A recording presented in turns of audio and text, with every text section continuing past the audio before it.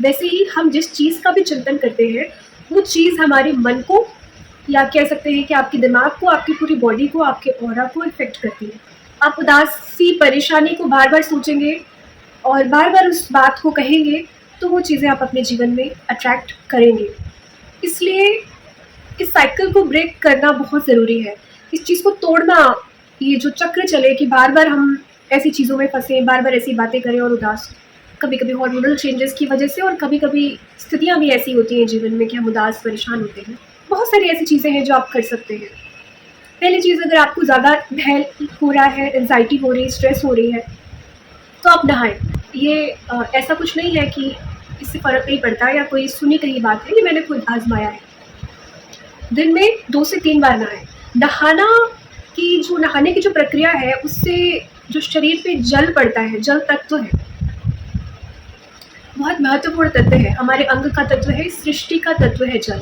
तो जब जल हमारे शरीर पे पड़ता है, तो कहीं न कहीं वो हमारे शरीर के ऊपर जो मलिनता के साथ-साथ वो हमारे मन के कुछ परसेंट में मलिनता को भी धोता है, तो उससे भी अच्छा प्रभाव पड़ता है।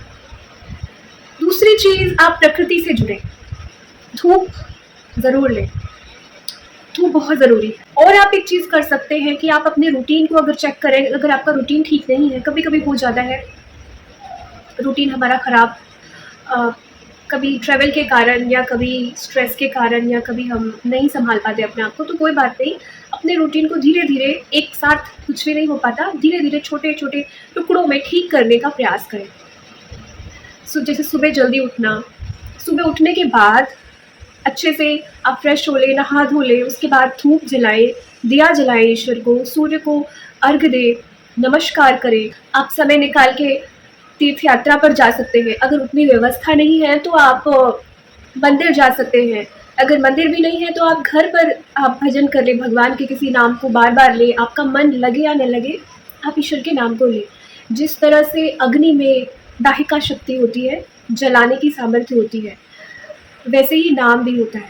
आपका मन हो या ना हो, आपकी इच्छा हो या आपकी भक्ति हो या ना हो, अगर आप अग्नि को स्पर्श करते हैं तो आप अवश्य ही जलेंगे।